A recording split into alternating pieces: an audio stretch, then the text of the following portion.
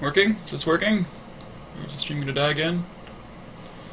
Let's assume that it's working and say hello, welcome to Summer School episode 13 featuring Orianna. Mid number 3, numero 3. I'm multilingual. That's what I've just proved right there. Okay, so my name's Jonas X, platinum ranked, recently got there in North American server. I've got about 6,000 games played. Lots and lots of experience and background in strategy games, and this is essentially, it's a strategy game. You're just only controlling 1/5 of the, not even 1/5 of the units. You're controlling 1/5 of the strong units. So today I'm going to focus on Orianna, and there was a really interesting submission to, I think it was League of Legends Meta or Summoner School, or maybe it was the League of Legends main subreddit on direct input. And direct input is essentially what the... I hope I understood it correctly. I just glanced at it and I'm like, oh, I do that. At least I really hope that I'm not reinforcing my bad habits here. But I'm quite sure that I understood this post what it was and what it was trying to reinforce. And there's a couple things that I can show in this video today that, or at least there's one point. There's at least one specific spot where I can show you how directed input saved me from a death. That being said, directed input's going to let you dodge a whole hell of a lot of things that you normally wouldn't have, just because you become a lot more mobile than you normally would have. And I'm making some assumptions here from people who play without doing this, because I've always done this. Now, I came from a background playing a lot of StarCraft. In StarCraft, it was all about right-click movement anyways. So, I mean, this was a really natural and easy transition for me. If you haven't been doing this before, it's going to take a lot of practice. You might even be better off like going to play an MMO, or not an MMO, sorry, an ARPG like Path of Exile, for example. Although I think Path of Exile's left click to move. I can't remember now. I think it's right click. I think Diablo was left click to move, and that really messed me up when I'd switch back and forth from Leagues to Diablo. Anyways, not quite important. The interesting bit here is the movement in the game and what it's going to allow you to do. Now, without drilling too much into that, essentially all directed input is right-clicking around and doing it a lot. It's not that complicated. It takes a lot of practice to implement effectively. I shouldn't say that because I actually never really had to practice it. But I mean, I'm assuming adding this into my game when I haven't been used to doing it before would take quite a few games to get the hang of it. So don't think that this is going to just happen naturally and immediately. Everything takes work in this life. Okay, so got the screen up, good. Now I'm laning this match against this is just a team builder game that I played, but I did enough things right that I could demonstrate. Plus I get to sort of show off the early game harass that Orianna is capable of versus a melee champion, and I don't do too much of it. I haven't been playing a shit ton of Ori lately, and I usually play her support, so my farming gets in the way of my harassment is probably the best way to put it. But Fizz's abilities, starting shields, I'm going to try and make this a little more of a comprehensive guide for Orianna. I always start shield against melees, especially Fizz. If they've got an ability that's really telegraphed, like Fizz's E, for example, where he hops and then it's really obvious that he's about to jump on you, and it's not a speedy ability either. Anything that you can negate the damage with completely with the shield is a really huge advantage early on in lane. That being said, melee champions in mid, you really want to abuse Orianna's passive, because it stacks with every auto attack. You have to land them sequentially on the same target to get the stack damage, but you still get the base damage. It's a bonus 16 at level 1 with just a little bit of AP from my Runes Masteries and the Doran's Ring. So that's really, really useful to take advantage of, and you should definitely do it. Because again, the more pressure you're applying to the laner you're up against, my mustache is constantly bothering me right now. I don't know why. The more pressure you're applying to the laner you're up against, the more farm they're going to miss. He's not low enough here, but there are opportunities where the gank comes in, you can just kill them as opposed to having to turn around. Also, always having the shield is very useful in saving yourself from ignite kills. I hope I'm not doing this the entire video. That's going to get annoying at the least. Itchy face. Okay. So they forced me back there. I have no health. Decent gank by Riven. I had to flash. I did want to demonstrate that. I flashed early there, as opposed to waiting to the last second. And it's largely due, like, if Riven lands this stun, I'm completely dead. I think she used it there. She might go to use it here. She might have saved it. Yeah. If I get stunned right there, like 100%, I'm fucking dead. Like, even as it is. Fizz jumps under the turret and takes me down to 100 health, and I had to blow my heal. See it go right there. Still only gets 68 health from it because of the ignite and his what's it, the passive from that one ability. It's a fit and it applies grievous wounds, 50%, something like that. What is it? This is I'm supposed to be teaching a class here. Let's make this a little more active. Apply grievous wounds to his target, reducing income healing by 50%. So yeah, 70 health is all I get from that heal, which sucks. I get dove a lot in this game, and one thing that kind of saved me is semi-intelligent positioning. I do end up at this point, and the gank comes in, and it's bad, but you'll notice most of the time I try not to cross the center line too much. If you don't have a champion that doesn't have, if your champion doesn't have a gap closer, it's kind of hard to get away from ganks. I'm also not really warding that much either, so that's the second bit of my my reasoning for that. And with you, I don't want to say don't ward as mid. I usually just do the one bush and then try to stick to the one side. But also, just with smart positioning, you can usually, like, I mean, also, I could see that the jungler made an attempt on top lane there. You can usually get away with farming pretty safely without having to spend too much money on wards, just because of the trinkets now. Back in the day, it wasn't as true. Also, when I level, like, I always take 2 points in ball, or in the E-shield as soon as I can. It gives you a lot of versatility, and abilities to survive when the ganks do come in. There was a couple games I played with Orianna where I kept getting dove on and surviving. Don't dive Orianna! Unless she doesn't seem like she knows what she's doing. It doesn't seem to work out more often than not. She's not the kind of champion you're going to be able to get huge advantages on in lane. Like, she's a mid-range mage. She's pretty much the definition of what I would consider a mid-range mage. Like, you have to put yourself generally in a threatening position to do your damage.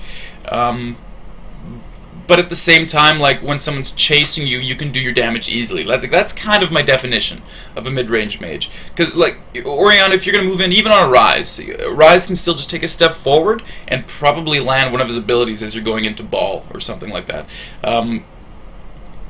One thing I'm not really demonstrating here is keeping the ball, like, I'm keeping the ball on me a lot because I've got the armor and the magic resist from the passive on my E, and Fizz is a really problematic champion. Like, once he's on top of me, if I use my shield at a wrong point, or I ball offensively at the wrong point, I'm losing a lot of my survivability by not having the ball on me, and you'll see Fizz take advantage of that at certain stages. Oh, okay, here, this is the point where I wanted to show off how directed input works out, and I really got to slow it down to show it. So Fizz comes in for the kill, just immediately chums the waters and moves in. And first off, you'll notice my movement is really erratic. Like, it doesn't. Rarely am I just walking in straight lines. And oh, I want to back up just for a second again there. You'll notice too much. Too much? Okay. Whoa. That was weird. This client's buggy. Get Fizz to come back up.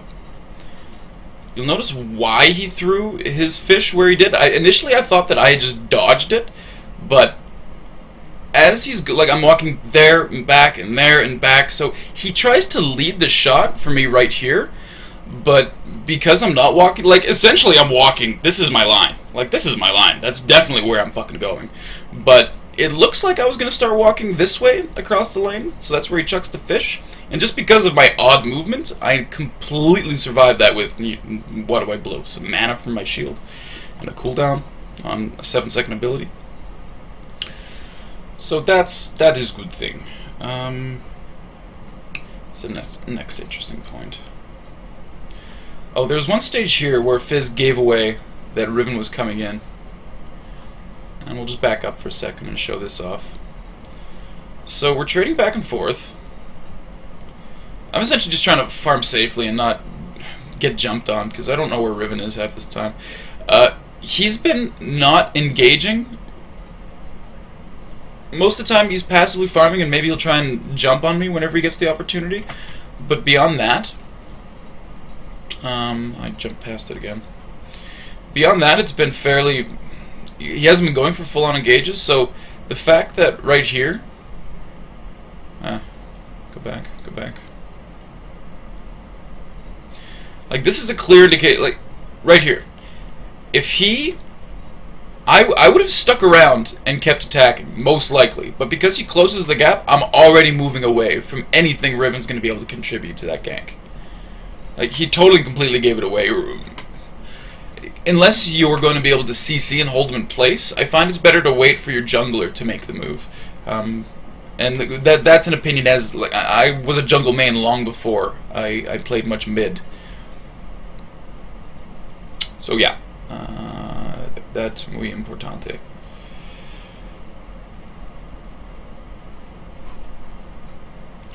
So go this point. I think Riven comes in for another gank.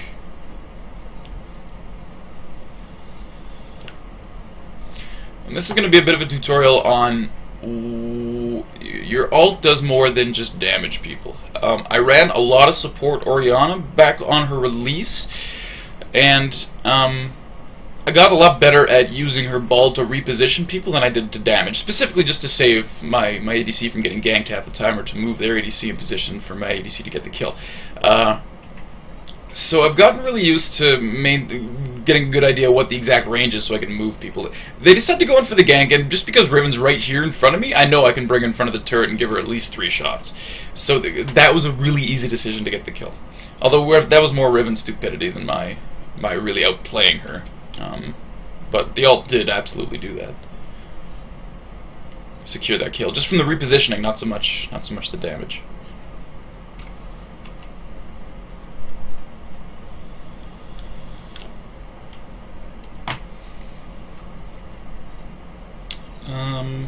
Fast forward one more time. There's they come in for another gank that goes horribly awry, and I don't know if I could have gotten the double kill here. It was really close. So this starts off with me harassing Fizz. I want to get to the farm here, really, is what I'm going for. You can see I targeted. And he's trying to keep me away, which is great. That's absolutely his prerogative, and it's a good thing to do, is a mid that has control of the lane. Fizz definitely knew how to sort of fight. I mean, he's giving me a lot of free shots here, but then again, I'm doing them with auto attacks. Okay, well, I'll hold off on that one point. So the second that he gets within ball range, that was the point. If I landed one auto there, but it was so tight, like it was so tight. Back it up for a sec. I want to slow it down. Like, look how close this was. So repositions, and right here is when, like, I had to be moving forward to land the auto, because he's already in the air and now he's gone, and I can't do anything to save that. But if I just taken one step forward, and that might have been my directed input fucking me over, because I've got, like, it's an established habit at this point, as I'm moving around, always changing, always repositioning myself. But yeah, anyways. And then there's one more point in this game where Fizz goes to dive on me, and I make him look like a fool, and it's just fun to watch, so let's watch it. Starts off with a full-blown team fight. Tried to dodge Lee's Q by walking into the minions, but he caught it on the side. It was a really good threat of his Q. Riven, the second she stunned me there, all I'm doing is flashing, or hammering the flash button, waiting for the stun to end so I can reposition. That's a really tantalizing target for the enemy team. It's a group of clustered, low health enemy champions. We pretty well lose this team fight. Well, we do lose this team fight, not pretty well. It's a straight up loss. Nice move by Lee. His play that made that happen for sure. After all that, now I know he wants to dive me. I know this is a bait, and I'm cool with that.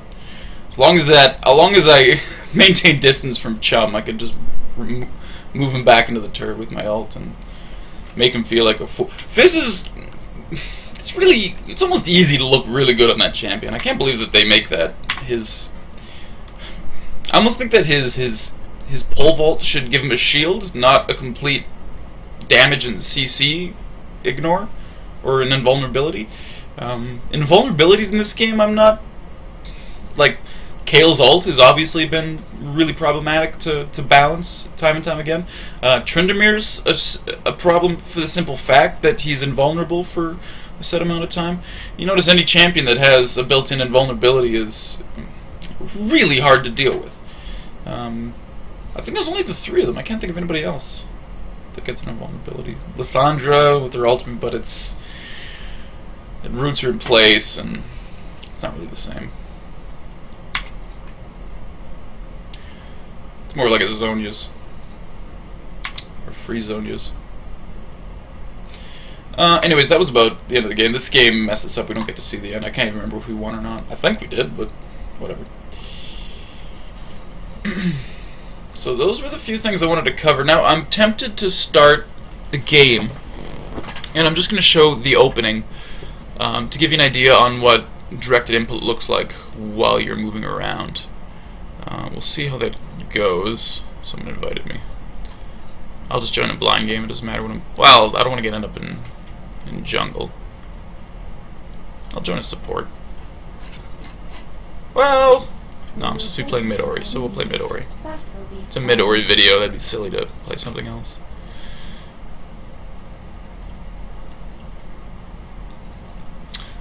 There's my screen.